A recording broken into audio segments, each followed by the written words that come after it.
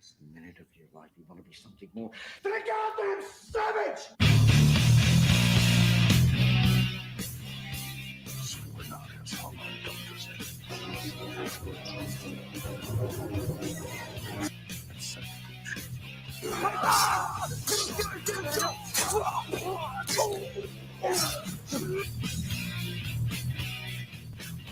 Annunciare mentatio.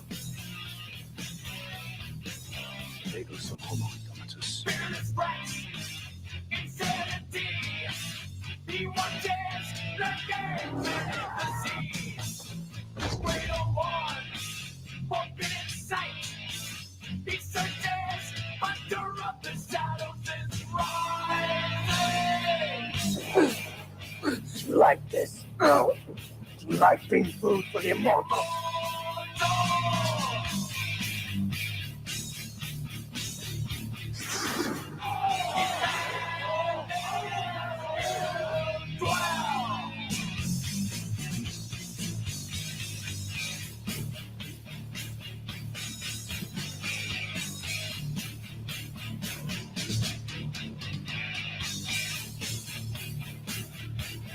What is happening, YouTube? You are listening to the voice of Immortal Coil, your future minister of whiskey mysticism.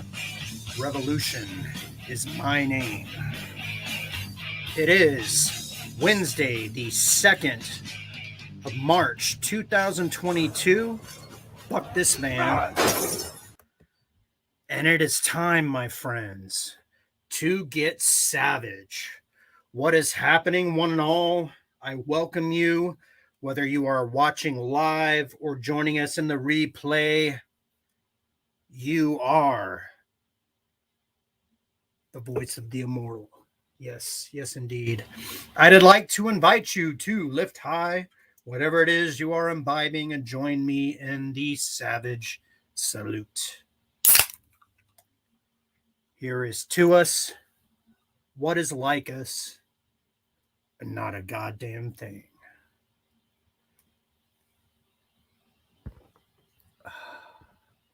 That will put tits on a boar hog.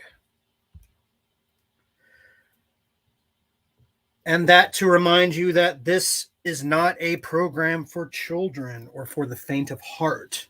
This broadcast will contain strong language, sensitive subject matter, images and content intended for a mature 18 years or older audience. The video contains copywritten content, however, under the Fair Use Act, Section 504C2, Title 17 of the U.S. Code, which is going to be coming in handy very, very soon. This content is presented for the purposes of education and entertainment through the use of parody, satire, critique, analysis, and/or social commentary by means of subjective opinion.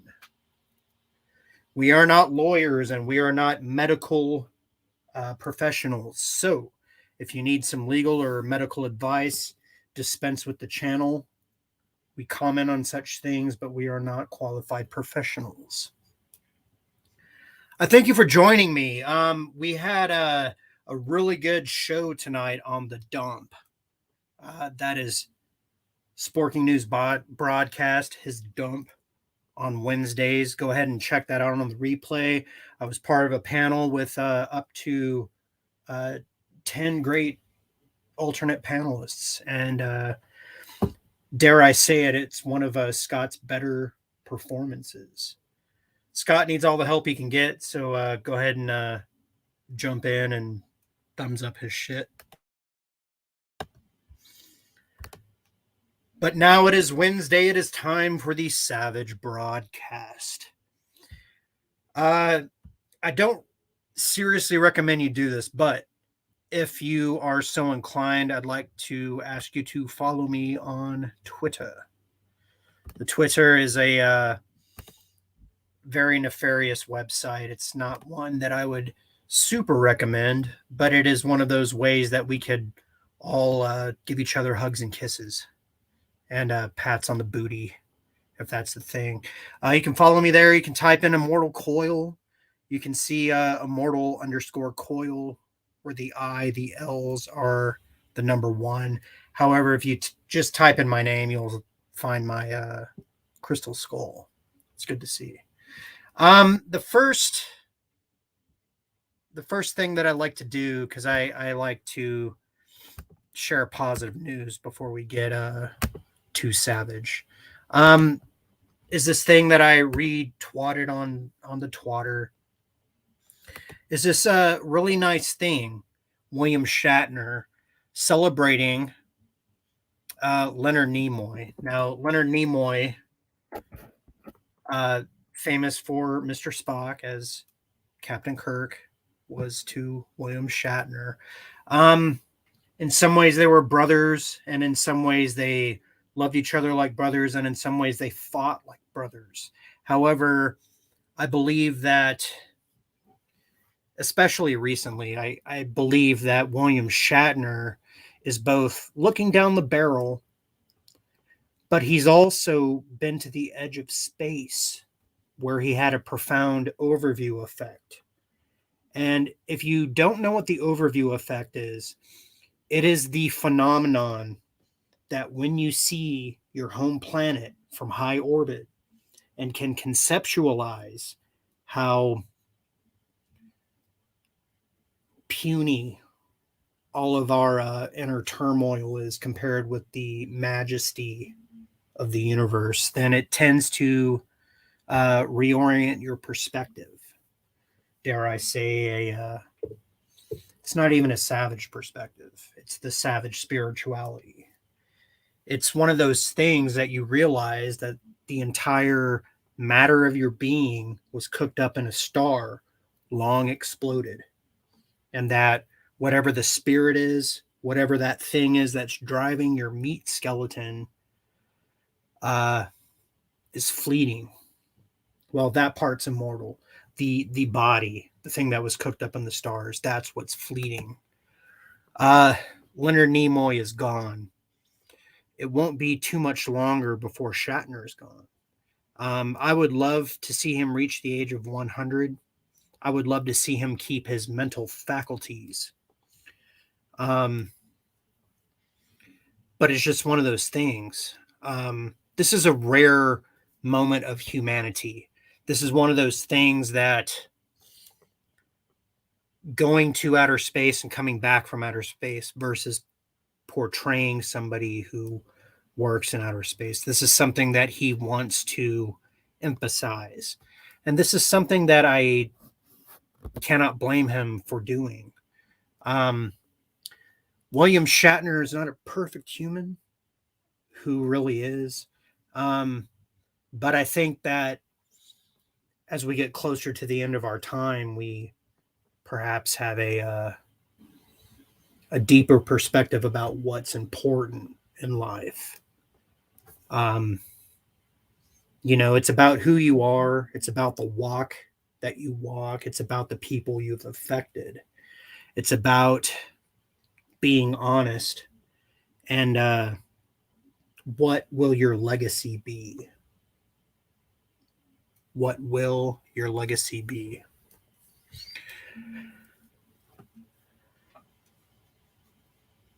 I'd like to give a shout out to my actual blood brother.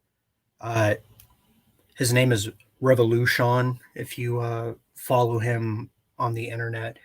He actually kind of reminded me about this kind of thing. And it's one of those simple pleasures. It's once upon a time, before reboots and all of that other shit happened, there used to be a show called The Wonder Years.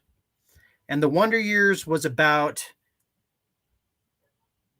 a man who had his formative years happening in the late 60s and early 70s, voiced by Daniel Stern, portrayed by Savage. Portrayed by a savage, which I dig. My brother actually sent this to me in a text this morning, and it's one of those things, like I get wound up in my own day-to-day. I wake up, I have a routine, and sometimes I fail to let joy or carefreeness jump in. And this thing actually reminded me, and not necessarily because of this clip I'm about to show you, but because of the thing that comes afterwards. Want to take a moment to say what up to the chat. We got Bone, ba-bone, bone, bone, bone, ba-bone. What up, Immortal? Says Bone. What is happening, my savage friend? We also have joining us Fred Blogs. Was that the show with Winnie? Yes. Winnie fucking Cooper. And she had this really pretty song that was like in A major. And it was like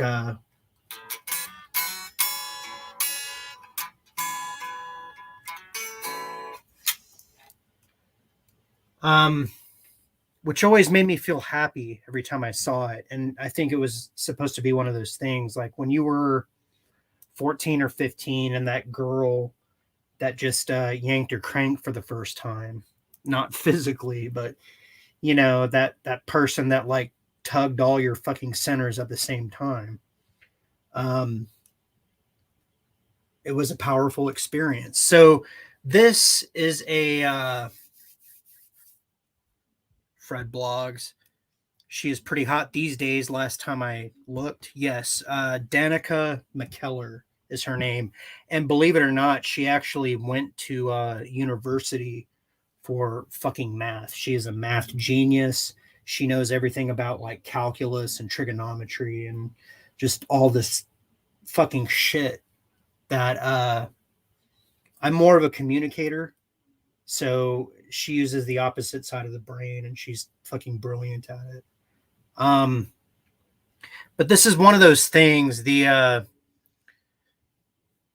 is probably Kevin Arnold when he's like 14.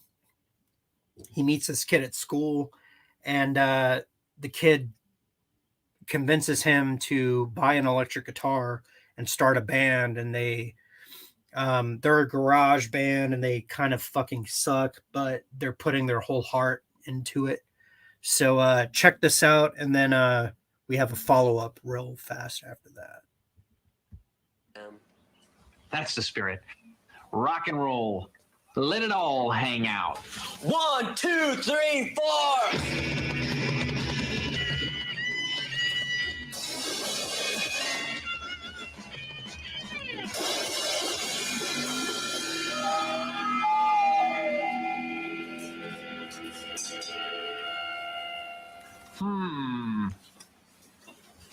So, what are we going to call ourselves? The Electric Shoes? Yeah. That's Marilyn Manson right there. The Electric Shoes? Yes, the Electric Shoes. We're called the Electric Shoes, okay? Why? Because... What difference does it make? Well, it just doesn't make any sense. Boy, talk about a couple of stick in the muds. Kevin Arnold wearing plaid. Make any sense? Years Does before Vanilla grunge. Fudge make any sense?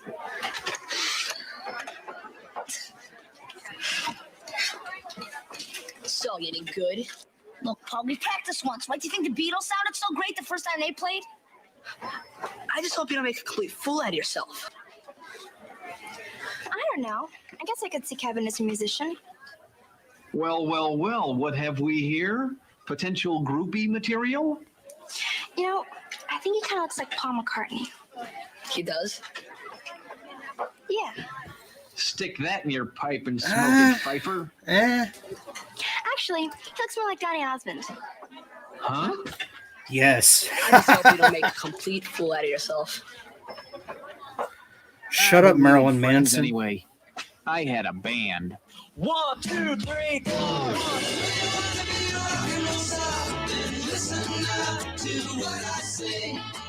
Just get an electric guitar and take some time and learn how to play.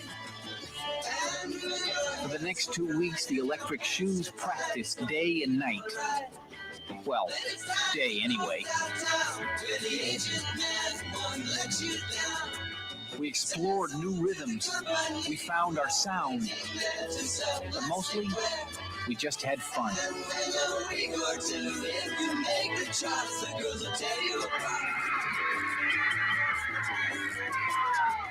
And pretty soon, we'd actually gotten better.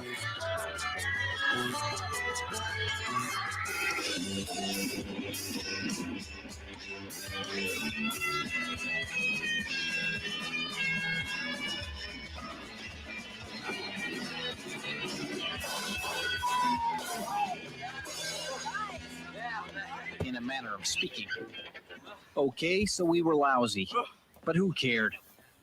No one had to listen to us, so what difference did it make? Guys, I meant to tell you, I got us a gig. And suddenly, it made a difference. Suddenly, Kevin shit his pants. What'd you say? Amy Ehrman's birthday party. Friday night. We're booked. You're kidding, right? A real party? With people that we know? It's gonna be great, man. Leonard, we're not ready. Hey, we're never gonna know unless we get out there and do it. Yeah, but Come on, what are you afraid of? What was I afraid of? How about, say, total public humiliation, for starters? Kevin's Larry, two in you his played head. bands before. You know we just can't. I kind of agree with the hippie. Larry, you have played in bands before, haven't you? What difference does that make? And then it all came clear. Paul had been right. There was potential for real disaster here. Look, Larry, I'm not going to go out there and make a complete fool out of myself. It's up to you, man. We're gonna be there. You're either with us or you're out. Do you think this kid smoked What could I weed yet? say? I wanted to be with them. The I bass wanted to player take the kind of looks chance like a and throw douche, but he caution kind of to the looks winds. cool. I wanted to rock and roll. But the fact is, I didn't have the guts. Sorry, guys. I gotta go get a haircut. You can count me out. Ah. And so I quit the electric shoes.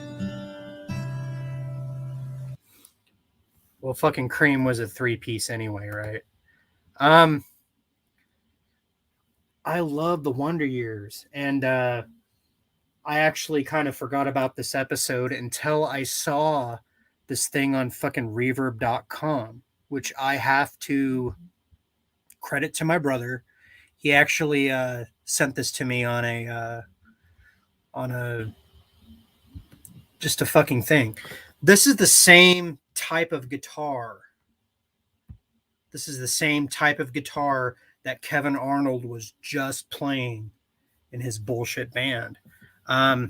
It's described as an antique Telly 1966 Thomas by Kiso Suzuki Vintage Japan Telecaster. This is actually a little bit more of a Telecaster because you can see, if you know anything about guitars, there's some additional circuits up top. The pickups are a little bit different. Telecaster pickups were tinier. These look more, well, they're Japanese. You can see that the bridge is different. You can see that for $850 plus $180 for shipping, you too can own the Kevin Arnold model guitar. This is a Thomas guitar. This is not the one that's used on camera. Okay, this is just kind of a similar model. But man, just looking at this gave me the feels. And it's one of those things, we're in the business of nostalgia, and not because we want the world to revert back. No, because we remember a time when things were a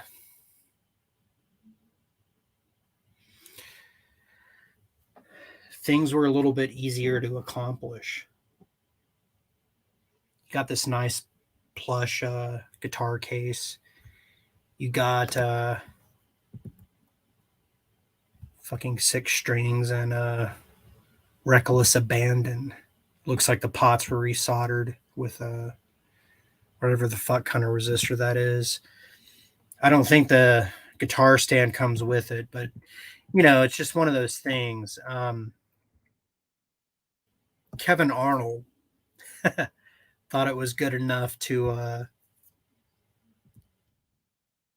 tear up somebody's backyard, right? Now, I hope you dug that as much as I did. I think it's good at times to remind ourselves of what was precious and what was heartwarming, because the things that big business is trying to do is very unholy works, very much so.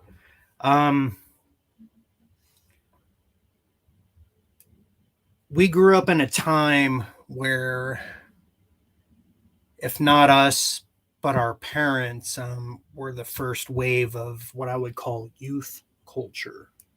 Okay. And this is the first time that media specifically addressed the youth. And this is because in the aftermath of World War II,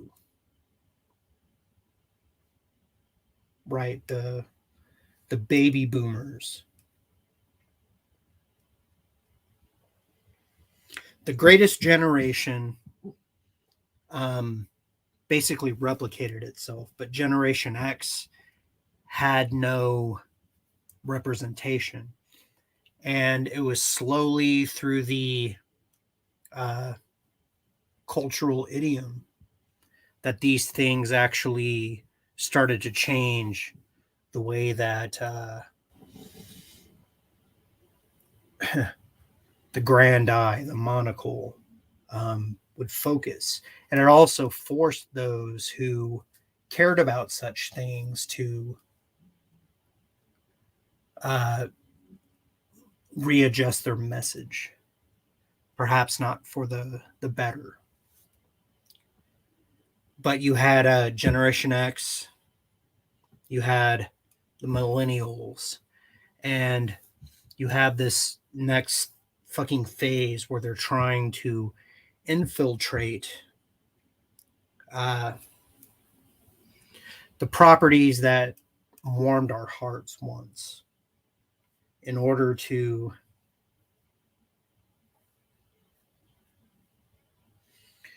recast the narrative. And I can't say it more simply than that. I can illustrate that, though, especially through this next article, which I meant to present to you a few weeks ago. So the byline, all this shit's going to be from last month. I will tell you later. We can see that the byline is from just after the day after Valentine's Day, or as we like to call it, the 1911 Patent Day. Here we have Scott Bakula and I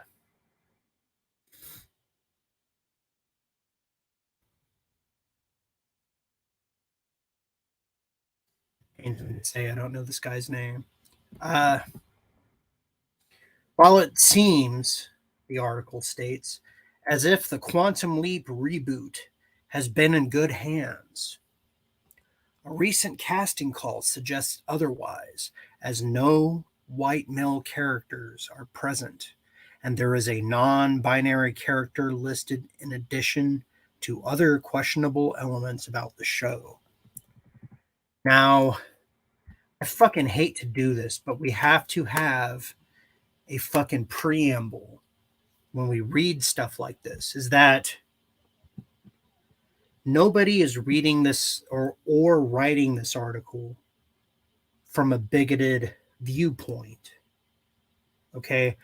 This is simply calling a spade a spade.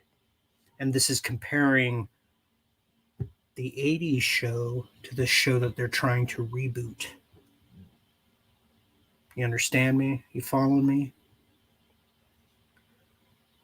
According, the article continues, to that hashtag show, who claims to have a rundown of the descriptions of the Quantum Leap reboot characters.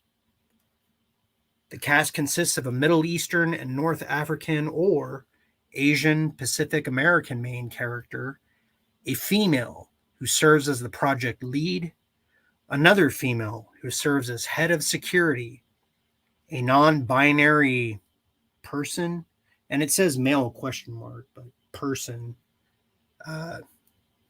would be politically correct, chief architect, a black man who heads the time travel project, another mysterious female character, and the first leap apparently deals with a woman who is divorcing her husband. Below, you can check out character descriptions. THS has the full info. And why does this motherfucker look like Wolverine? This particularly pisses me off because I am a gigantic Wolverine fan. I'm not talking about the Wolverine of fucking Genosha.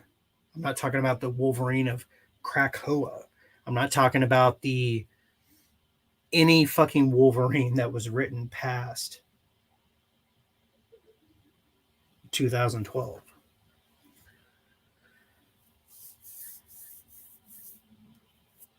This looks like Scott Bakula.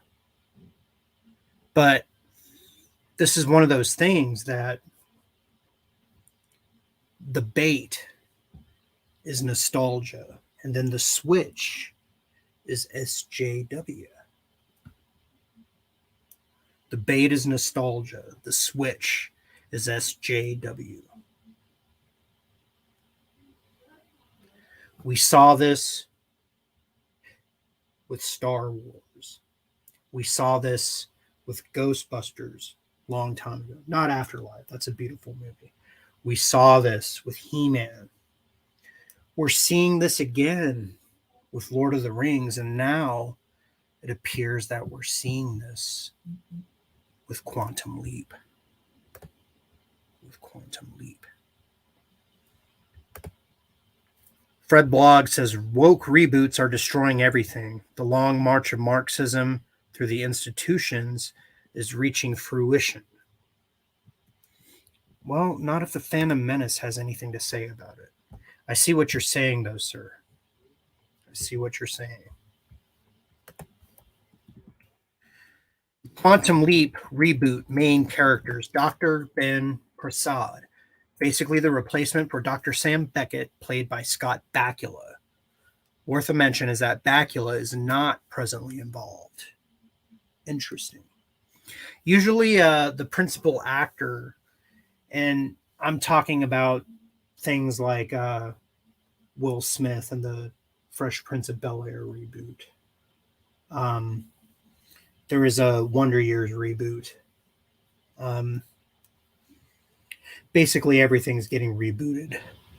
Where you find that they are Star Trek Picard, right? Where the principal actors are being represented as having a forward-thinking voice, and they are directly involved in the spin. I don't know if they are aware of that, if they support that.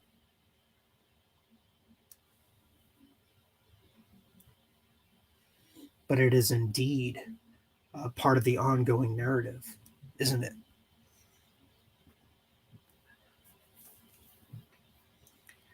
Basically, the replacement for Dr. Sam Beckett, played by Scott Bakula, described as, quote, a world-renowned physicist, a man of faith. And I don't know why this has Muslim in a bracket. Who is transported back to the late 80s, which is interesting because we did reference Picard earlier, who is transported back to the 21st century to correct whatever the fuck is going wrong now, right? And struck with a bout of amnesia, forgetting what made him time travel in the first place. The casting for the character is looking for a man. A man? A man. In his mid-30s to early 40s of Middle Eastern and North African or Asian Pacific American descent. The character Addison, fearless ex-military operative who now serves as the project lead at Quantum Leap HQ. The casting is looking for an open ethnicity woman in her 30s. The character Jen, head of security at Quantum Leap HQ. There is no race or gender specified. Interesting. Ian Wright, Quantum Leap's non-binary chief architect of the AI program who prefers the company of computers to that of other people. The open ethnicity casting calls for a person in their 20s and encourages non-binary actors to submit. Okay, so if we're going to hold Hollywood to internet standards, at least they're saying that a non-binary character is going to be played by a non-binary actor. But will it resonate? That's yet to be seen.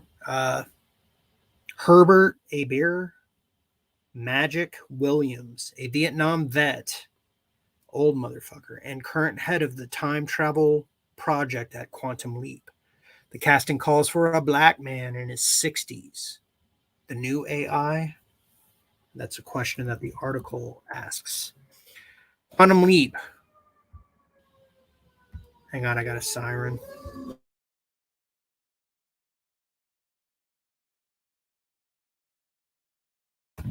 Oh, you gotta love living in fucking Seattle.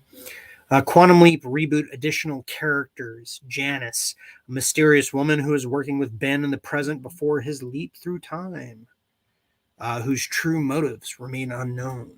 The role is described as a reoccurring guest spot, casting a white woman in her 40s. And then Naomi. This sounds like this sounds like editorializing. This sounds like a description of the first leap in the pilot episode. A wife attempting to ask her husband for a divorce. Unfortunately, she doesn't realize Ben currently occupies her husband's body. The open ethnicity casting calls for a woman in her late 30s. The site also offers the blah, blah, blah, blah, blah, blah, blah, bling, bling, bling, blah. Okay. So what we're seeing here essentially is that this is a continuation of the same strategy that we've been seeing in entertainment since 2016.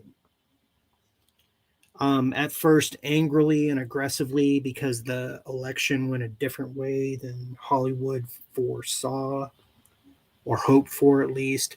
But now that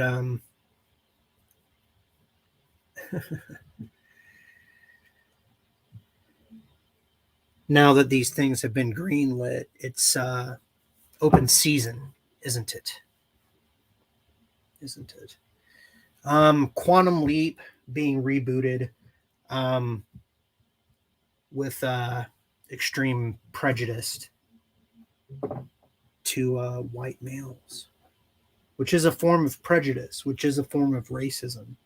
Now, listen, I'm not going to argue that I need to see white males in the leads of every fucking little thing that I see. But when I see them going out of their way to exclude people of certain races, people of certain backgrounds, of sexualities, of predilections in the world, why is that any holier than making room for people of other ethnicities, other backgrounds, other predilections. Only time and the marketplace can tell. Want to say what up to my brother Snow Dub, a fellow Fatian, the Cotton Connections patriarch. And I am proud to say patriarch. Snow Dub runs a fine channel hosted by himself and Jolly and sometimes Puff and sometimes that son of a bitch. Perro. But we won't sneeze his name. We're about half an hour into the broadcast. We got this moment to pause, and especially since the next topic is relevant. Beer prices. What may increase due to the shit that's happening in Europe and Asia Minor? I've heard that people are getting struck down for pronouncing the name of this country, which is fucked up. What happened to freedom of the press? What happened to journalistic responsibility? I don't think that exists anymore. So let's drink them while we have them.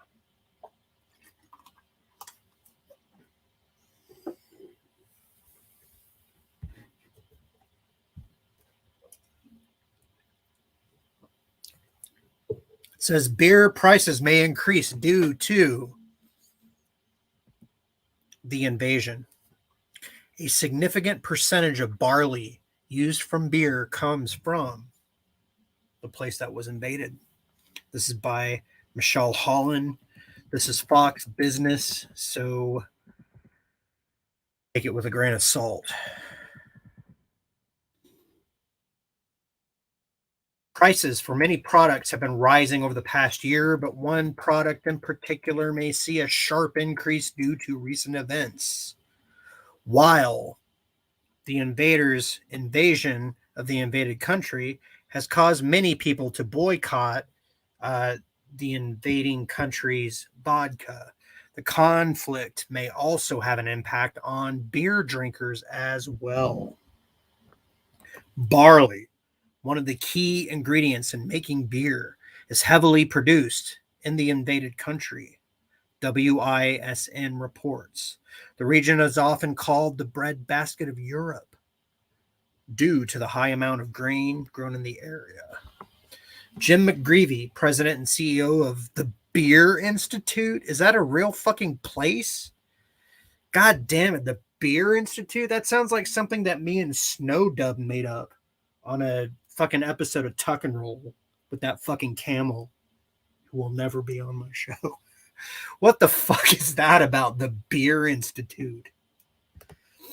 Dude, could you imagine the Beer Institute? Like, there's just a bunch of couches and there's like a bunch of stills and fucking topless women are just bringing beer after beer to you for tasting considerations. It's like a very bad spy movie beginning. You know, like we're sitting at the Beer Institute. These women are bringing us our beers and we're like, how can we foment evil in the world? I don't know. Perhaps we should steal America. The fucking Beer Institute. Either that or it sounds like I should put on the same clothes as Mr. Peanut and wear a monocle and walk around with like a business card and be like, my name is Thaddeus Montgomery of the Beer Institute. Thaddeus Montgomery. Jim McGreevy, who's not much of a better name, president and CEO of the Beer Institute, spoke with news outlets about the situation. Quote, the invaded country accounts for about 20% of beer's usage of barley, he said. It's one of the top 5 global producers of barley, so brewers, particularly at a global level, will be watching the supply and the price of barley. It's unclear what impact this will have on the price of beer, however. Major brewers like Molson Coors have reportedly been able to absorb the higher costs while keeping the price the same for consumers. This is because the American breadbasket produces probably twice as much as that region. I think this is fake news. Some smaller brewers, however, have had to make adjustments. Paul Johnson, a trusted name in any country, a bartender at the St. Paul Fish Company in Wisconsin, spoke with WISN about how the rise in the cost of goods may impact prices at the bar. Like maybe 50 cents a glass on beer, maybe $1 on cold drinks and stuff like that, but nothing too crazy. So I don't know. I don't really believe that beer is the thing that's going to be affected by the situation. I think it's more going to be petrol. And if you can go and do some research on YouTube and read about this thing called the Joe cell, then you might not have to worry about gasoline at all. We got Bone saying, it sounds fancy. I only went to Beer Community College. Yeah. I think I went to the Beer Technical Institute of Beer, and we studied beer. You know, it's just ridiculous. It's just ridiculous. So, moving right along, now that we have beer in the fucking discussion, I initially saw this next story on theonering.net, but in light of their Benedict Arnold turncodedness, I had to find the story replicated on a separate site, and I am happy to. I wish I could have found it on deadline.com because there's always some irony in presenting such things through Deadline. But I have the sad duty to report that Priscilla Tolkien, daughter J.R.R. Tolkien, has passed at the age of 92. This was just reported earlier today. I suspect it happened a day or so before. Priscilla Tolkien has died at the age of 92. She passed away peacefully on 28 February 2022 after a short illness. The Tolkien Society sends its deepest condolences to the Tolkien family and all society members who knew Priscilla. Priscilla Mary Ann Rule Tolkien. Tarkin. She did not invent the Death Star. Tolkien was born at 22 North Mar Road in Oxford on 18 June 1929, between two world wars. She was the fourth and youngest child and only daughter of J.R.R. and Edith Tolkien. She studied English at Lady Margaret Hall, Oxford, 1948 to 51. In the early 1950s, she took secretarial work in Bristol and Birmingham, where she observed urban poverty, that led her into a career in social work. Heart of an angel. After studying social sciences at the London School of Economics in the late 1950s, she worked as a probation officer in Oxford. Priscilla later returned to academia, teaching social work at the University of Oxford and later at High Wycombe College. She taught High Wycombe, She taught English at Beach Lawn Tutorial College and tutored literature classes from her home from 1982 to 2005. Wow. Talk about a scholar. Talk about a daughter of a scholar.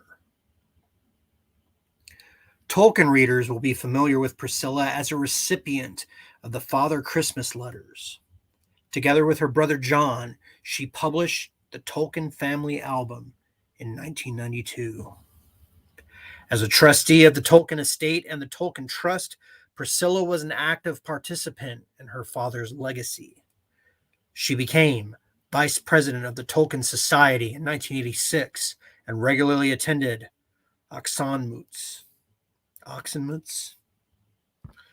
Tolkien Society chair Sean Gunner said, and I quote, "This is a very sad day indeed. Those who knew Priscilla will remember her as a kind and warm person who is incredibly generous with her time. As vice president of the society, no one knew society members and Tolkien fans better, where she would even invite members round her house during our Oxenmoot events." I am terribly mispronouncing that because I'm sure that is a colloquial term. Oxenmoot. Those gatherings are cherished memories by attendees, just as for her publications like Mr. Bliss and the letters from Father Christmas were delightful memories of her childhood and her father's love and creativity. It is the end of an era, and we send our condolences to all those who knew and loved her, including you, the people. Including true Tolkien fans, and this is building up to something, okay? The Tolkien Society will be making no further comments. So here we have the Tolkiens in Weston-super-Mare, 1940. We have Christopher on the left, Priscilla, who just passed, Michael, Edith, and Ronald from the Tolkien family. 1992. Okay. Now, I believe that there is a reason that the Amazon thing is happening at this juncture in time, because the family is unfortunately and sadly dying off. So there are fewer and fewer people around from the old guard to stand up to what Amazon is attempting to present to us. Now, I know that you and I are smarter than this, which is why we're the type of people who are going in and shouting out and downvoting and shedding light on the intent of Tolkien's message. Okay. And we're also the type of people to announce that this thing that's happening on Amazon is simply the most expensive fan fiction ever created. The most expensive fan fiction ever created. Upwards of $1 billion. Okay. This is not something that's official. This is something that they cobbled together from an index, from several indices that they have the rights to, which makes what I have to present next a little more satisfying.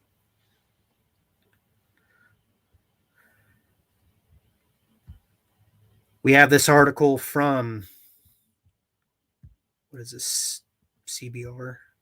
Yeah, CBR.com, which states, the Tolkien estate releases previously unseen Lord of the Rings material. Now, why is this important? Why is this important? Because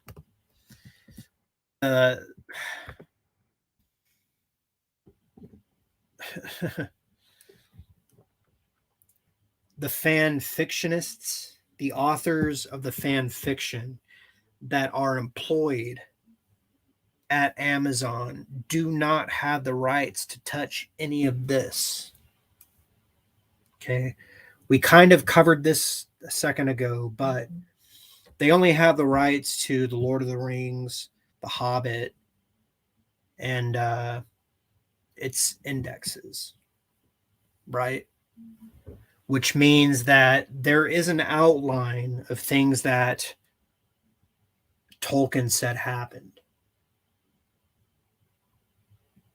but nothing that they will present to us is anything that Tolkien has penned himself.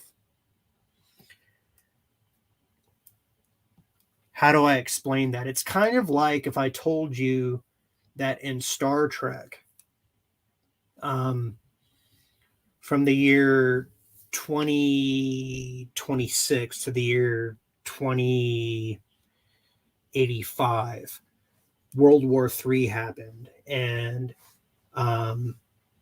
we almost destroyed ourselves, and then Zefram Cochrane invented warp drive on planet Earth. And I went and spent $1 billion trying to tell that story. Doesn't make it canon. Gene Roddenberry's not here. If it doesn't contradict First Contact, then that's not a big deal. If it doesn't contradict the original series episode featuring Zefram Cochrane, what harm does that do? But what happens if I made World War III the fault of MAGA people? What happens if it was MAGA versus BLM that started World War III and everything blew up, and then we had to start all over because bigots and racists? You know, it's that sort of quote unquote writing sensibility that is disturbing about this whole thing. So Tolkien, the Tolkien estate, on the eve of the passing of Priscilla Tolkien, releases previously unseen Lord of the Rings material. And not only on the eve of her passing, but on the eve of the publication, the fucking release of season 1 of the most expensive fan fiction ever made. Byline, Emily Zogby, 3 days ago, that would have been the 28th. J.R.R. Tolkien's estate, the sub-headline says, releases unseen material from the Lord of the Rings trilogy and The Hobbit, including paintings, maps, and audio recordings. There we have author Stephen Walton on the fucking barrel. A wealth of unseen Lord of the Rings materials has been released from author J.R.R. Tolkien's estate, as reported by The Guardian.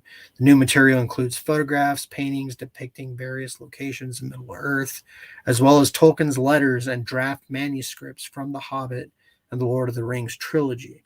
Tolkien Estate's official website has been updated with the new material.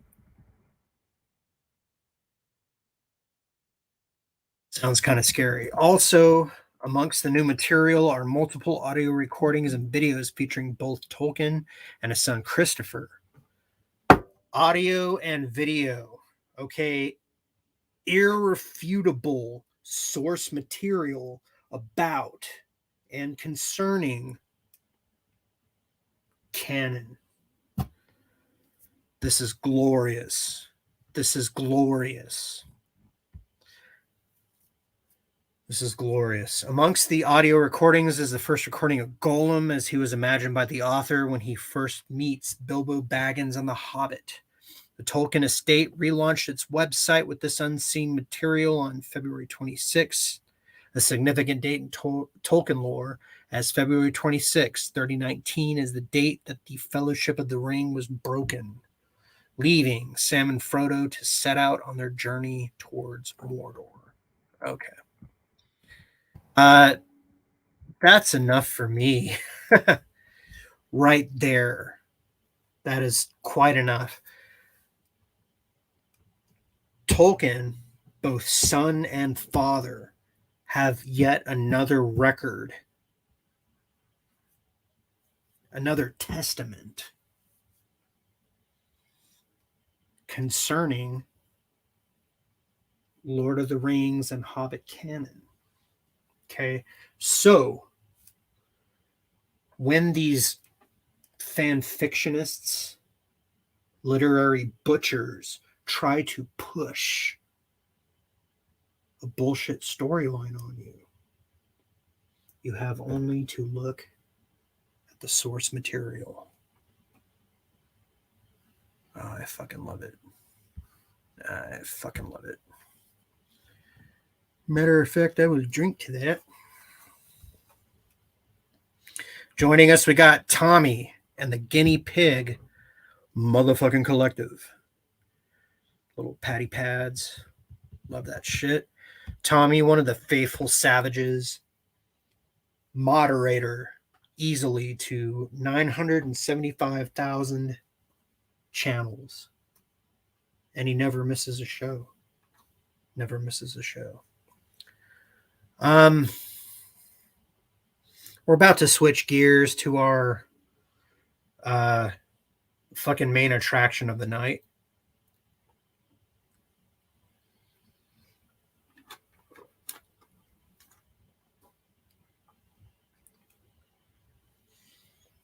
Just got to pay tribute to the beer gods.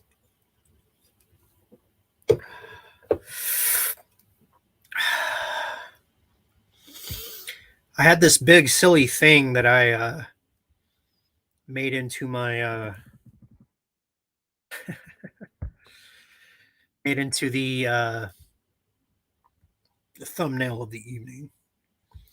I'm really proud of this. This is actually something that I did on my phone.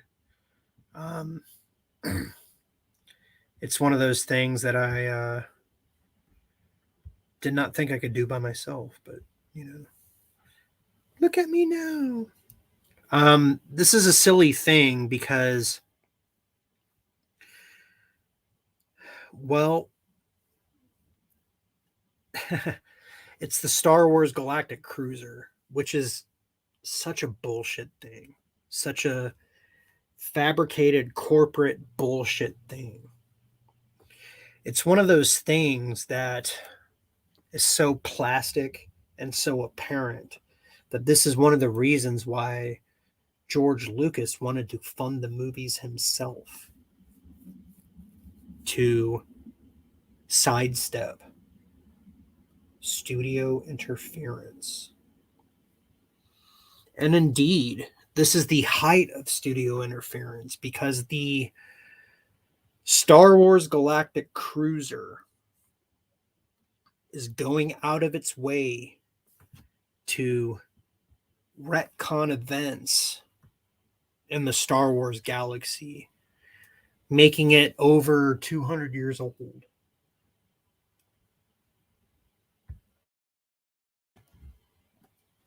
And putting people on board who have nothing to do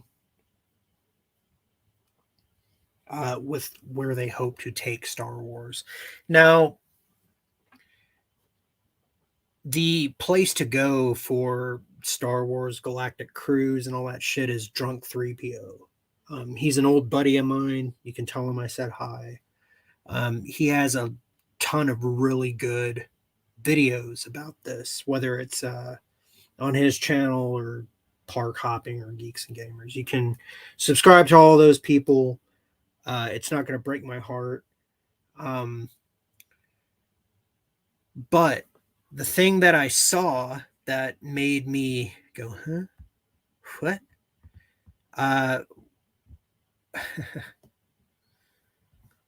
Was this thing where influencers are starting to go to the Disney park and come back, and most of them are sucking Disney's dick. Mickey's fucking LBC, right? We got Kelly Oliveros, photos and review, blah, blah, blah. Now, I'm not going to read her entire article because this is insanely stupid, but we can just take a visual tour, okay? This says the Star Wars Hotel. Now, from all intents and purposes, they're trying to sell you on the illusion that you are parking in Orlando, Florida, and flying to Batu or wherever the fuck. How well can they do this? Okay, this is the Star Wars Hotel. This is from DisneyFoodBlog.com. Okay. Most of the windows that we're familiar with in Star Wars came from Ralph McQuarrie designs, which featured pyramidal and spherical motifs. This looks more like a conveyor belt. And it looks more like a like a science lab. It says Star Wars Hotel. Okay. The next image we see here is Gaia. Oh my Gaia. Okay. Let's a name that will live in infamy.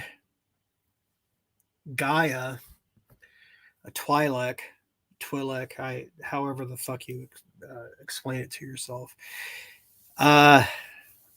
We know her from that terrible redacted video.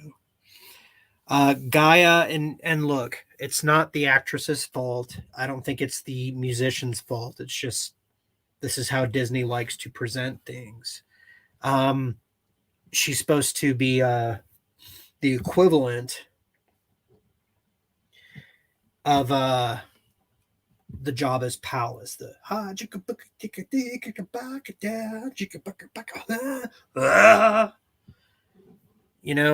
except Gaia seeing some sort of like Disney princess.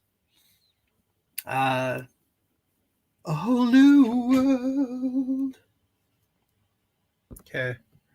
Again, I can't fault the actress herself, but man, she is being given to some fucking bullshit. Here we have the warp core. I'm sorry, the chandelier, the space chandelier.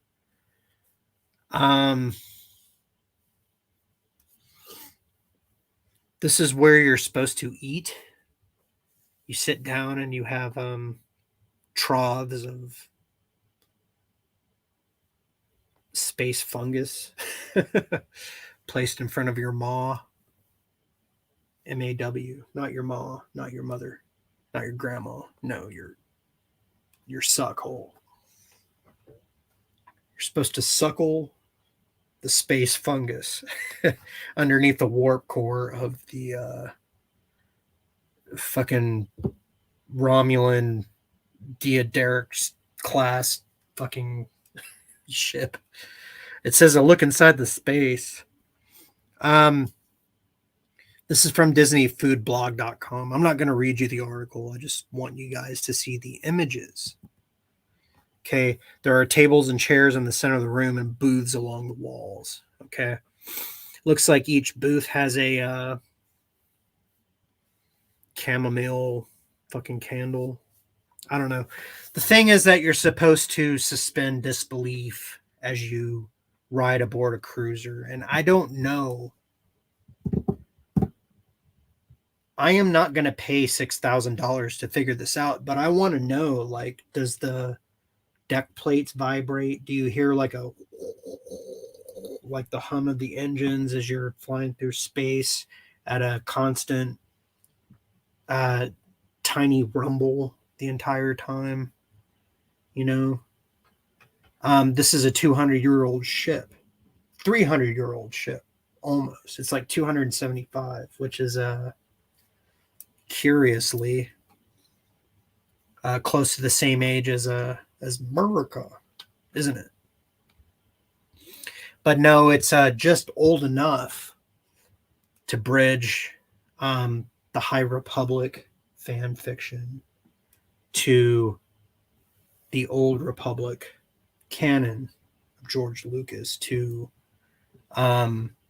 post Empire, which they're hoping to also pull the steel wool over our eyes. Sick.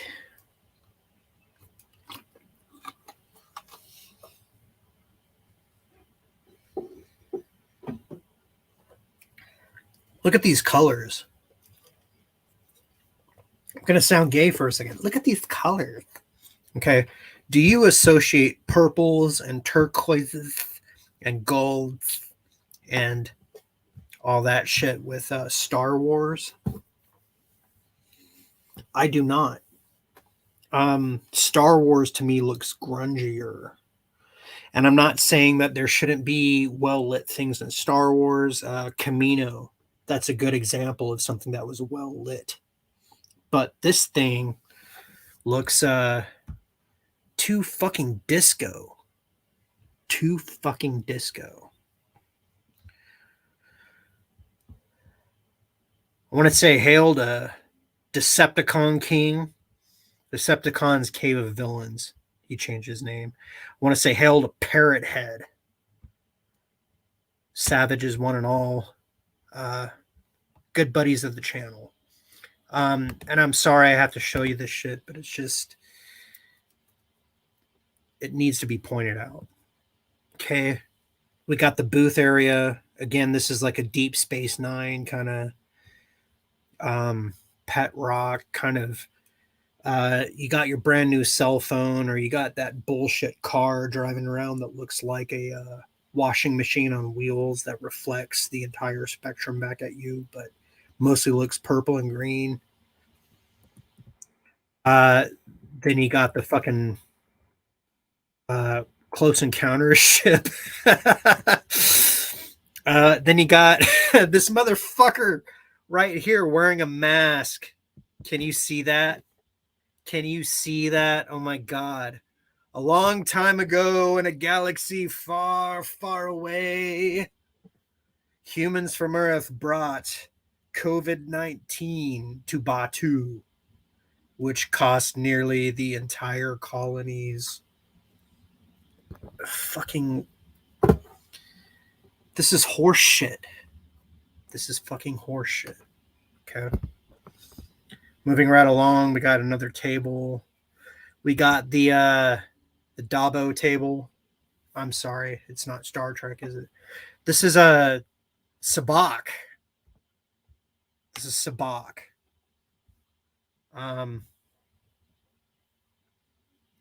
What the fuck indeed?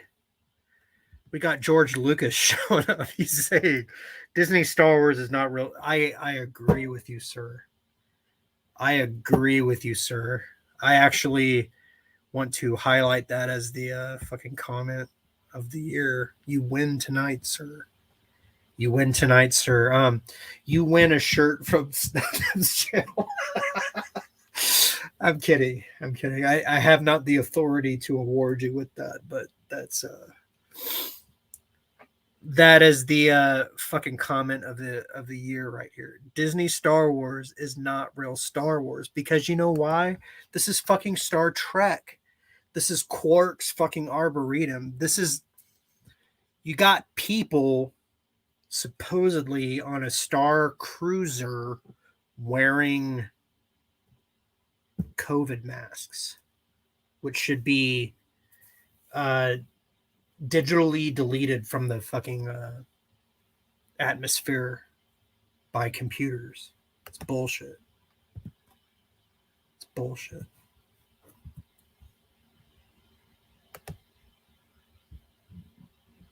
Okay. We got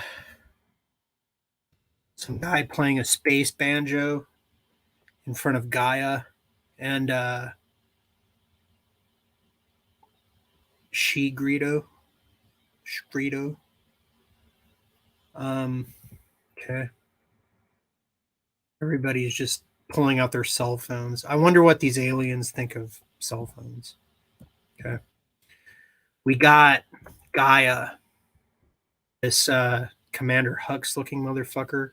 Oh, we got Chewie taking a dump back here. Do you see that? This guy's filming Chewie taking a dump behind Gaia's Leku. Everybody's distracted by Gaia and not Hux. And Chewie's just taking a fat crap.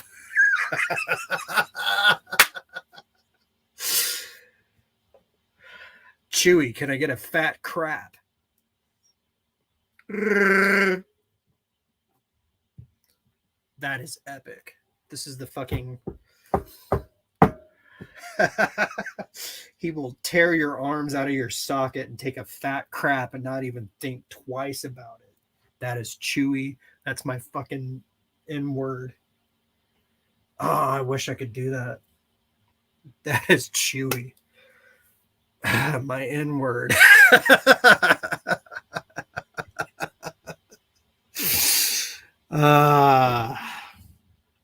Fred Blogs stating Gaia looks suspiciously like the alien opera singer in The Fifth Element. I do believe that is who she is based upon. Absolutely, Fred Blogs. You are correct, sir. There might be a video in that, if you think about it.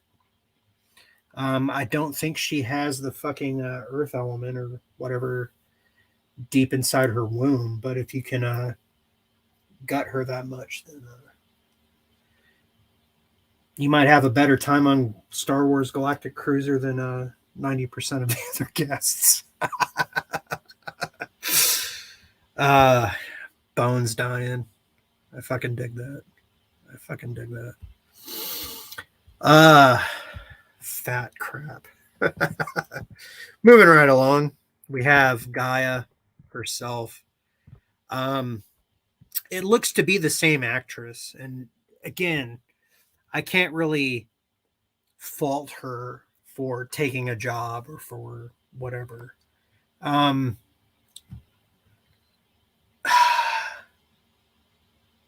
it's like, was she reassigned from Never Neverland, or was she auditioned and accepted? I don't know. It looks like she's going la da da da da, and she passes by whoever's taking this fucking picture. La da. She seems very overdressed for a Twi'lek, right? I mean, think about it. The first time we saw them was in Jabba's palace, and they were like basically naked. And don't get me wrong, you will find her basically naked on a adult site before within a fortnight. All right.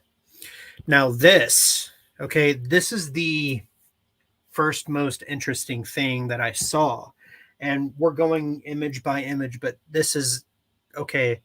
Next to the rolled up fucking turd, we have specialty cocktails.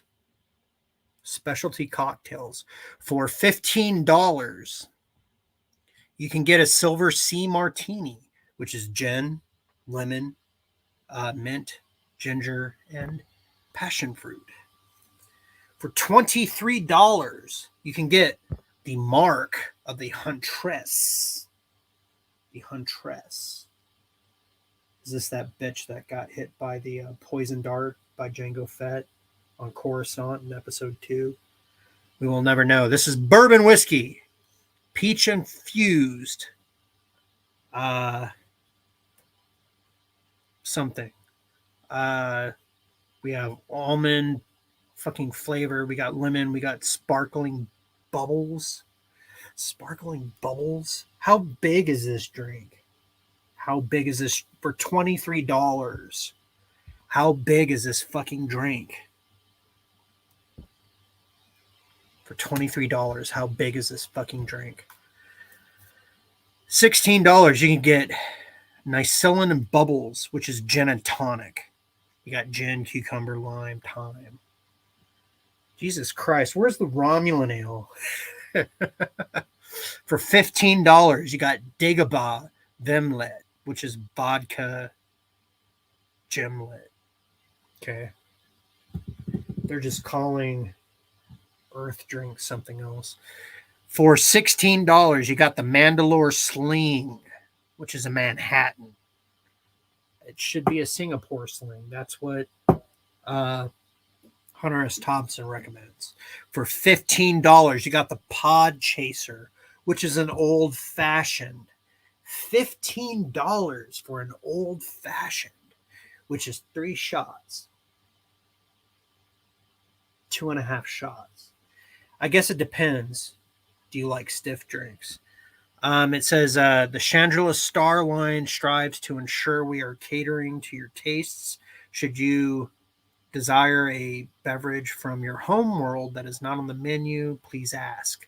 The following spirits are always stocked and available: rum, vodka, whiskey, bourbon, gin, tequila, and vermouth.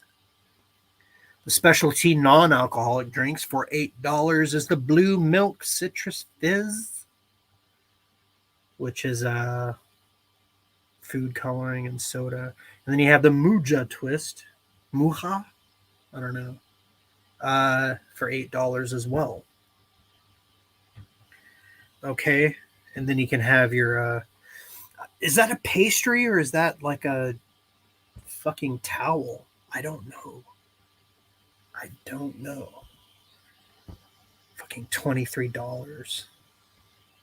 23 fucking dollars. Okay. Here's the menu. Okay. I don't give a shit about that. The Younglings menu looks like it's all comped. Looks like it's just alcohol. The drink menu. And here's this guy with his fucking penis pump in front of the sabak machine while this girl, she's waiting. She's going, And the cuck boyfriend's kind of going like, well, you want to see it? I don't know.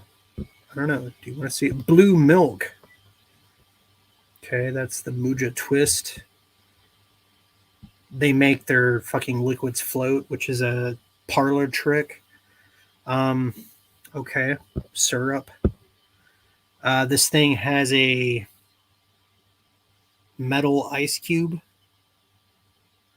It's got something that you can do a tongue trick with, attached to a stick. Here is the Dagobah Vemlet. I'd probably steal the coaster and sell it for $500. Here is the Espresso Martini, which they need to come to Orlando, Florida to get coffee beans because Earth in the present is the only source for a long time ago in a galaxy far, far away. This is depressing. And then we go food, and then we go blah, blah, blah. I was only interested in the drinks for drinky poo reasons.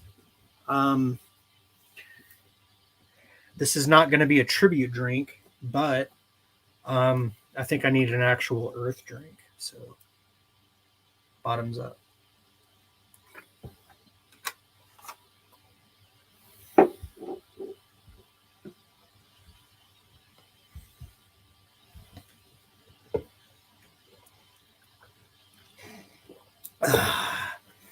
All right, my friends, I would like to thank you for pounding down with me through this Star Wars Starcruiser fucking BS.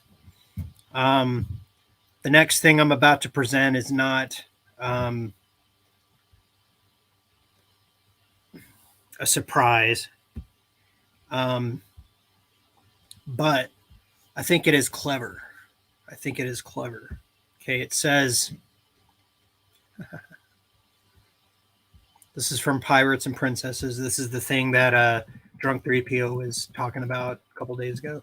Star Wars Galactic Starcruiser merchandise already being sold on eBay, blah, blah, blah. And this is nefarious. This is scandalous. This is you have manipulated the circumstances with the skill of a Ferengi.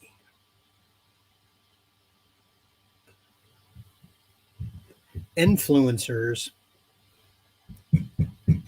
who were invited for free are selling crap for thousands of dollars. Now, if there was ever a business opportunity, that was it. The only people I feel sorry for are the people on eBay who was actually going to be paying $1,300, $1,800 for shit. For shit. Okay. It's one of those things. I picked up a master replica Anakin lightsaber for about $150. And you can fight with it and you can, be a dork. But you could also go to Disney and fucking build one for $500, which I think is stupid. They don't even work as well.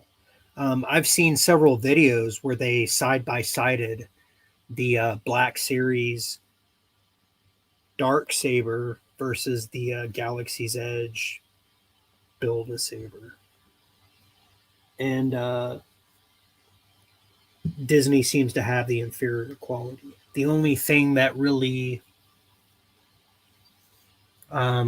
gives it prestige is that you did it at Disney. But do we really want anything Star Wars from Disney? Nah, not me. Not me at all. Some poor sap will. Okay. None of this is surprising.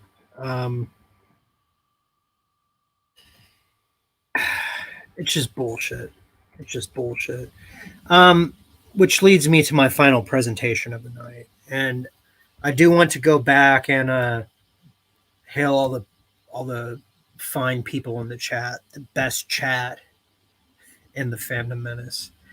We got Bone, we got Fred Blogs, we got Snowdub, we got Tommy and the Guinea Pig Collective, we got Parrot Head, Decepticon King, George Lucas, who won the chat tonight.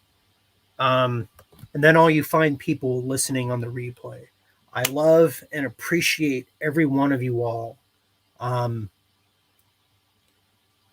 I swear by my immortal heart to only speak the truth to you.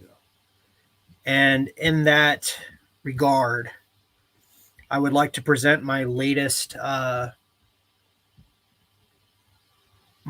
video. This is coming from me on my channel. Go ahead and thumbs up it and share it and all that kind of stuff. The salient point here is that after watching the first season of the Book of Boba Fett and reading some Jon Favreau press, it is clear, it is opaque, it is transparent that all paths will lead to the sequel trilogy. Now, what does that mean? That means, yay, we saw Luke Skywalker at the end of The Mandalorian. That also means that we're also going to build this guy, or more accurately, tear down this guy.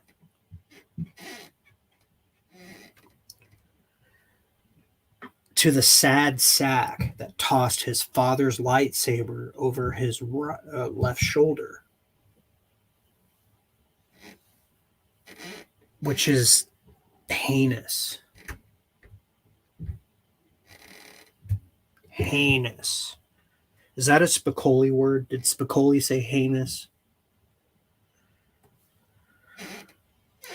Bill and Ted said heinous, but I think Spicoli informed Bill and Ted.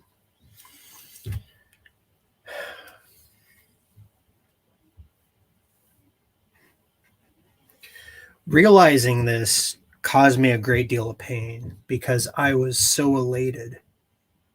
I cried the same way that everybody else cried when the X-Wing showed up and blah, blah, blah happened. But when I saw the way that Luke Skywalker offered a choose your own fucking quest to Grogu, I realized that the truth had sunk in, and that some of the people I looked up to, they weren't lying, but they were misinformed, and they were deliberately fed misinformation. And if you can watch the entire first season of the Book of Boba Fett and show me a reason why this path does not lead to the sequel trilogy, you can come over and fuck my sister.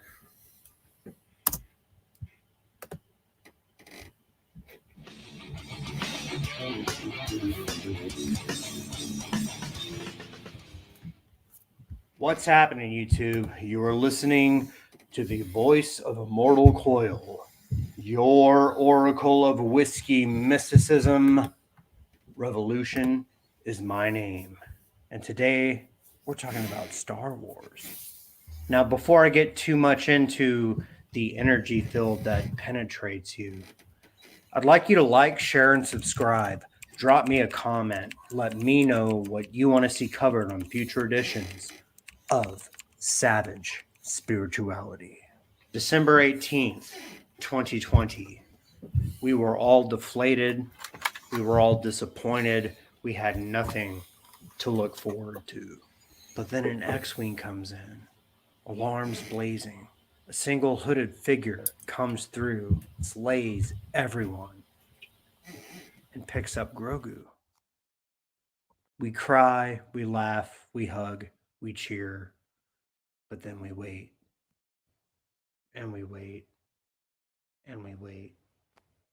Finally, in the 5th chapter of this wacky Book of Boba Fett thing, we see what becomes of our Jedi hopeful. Now we know that this cannot be because we are told that the first student of Luke Skywalker is in fact Kylo Ben. We see a lot of Luke and Dagobah. We see flipping around. We see Grogu in a backpack. We see disbelief being taught by faith in the Force. We even see Ahsoka standing around. But why don't we see success? Now the real answer to this is that all paths lead to the sequel trilogy. Nobody can deny that at this point. But there are a certain amount of characters that were created between George Lucas selling Star Wars and Disney acquiring Star Wars and trying to do what it did. David Filoni and Jon Favreau exist in this little space where they've been able to wiggle out some stories. They showed a scene of Grogu at the temple watching Anakin just kill a bunch of kids. We don't know why yet that Grogu wasn't considered a kid worthy of killing.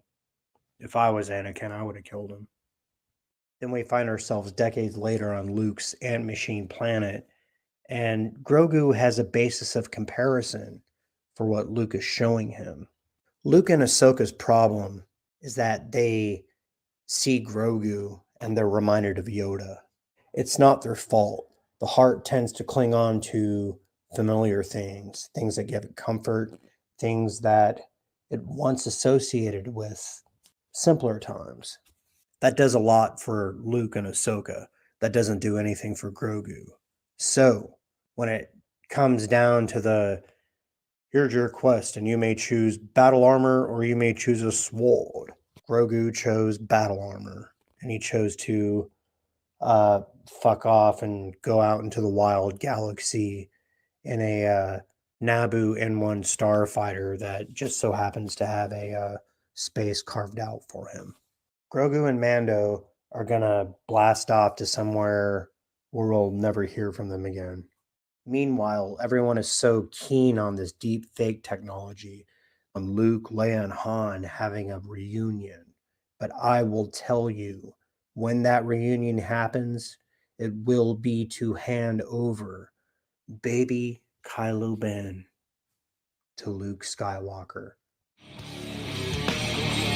It's time to change. You can't stay the same. Revolution is my name. Yeah, all paths lead to the sequel trilogy. I'd like to thank everybody for coming out. I'd like you to lift one more time whatever it is you are imbibing and join me in the savage salute. Here's to us. What's like us? Not a goddamn thing.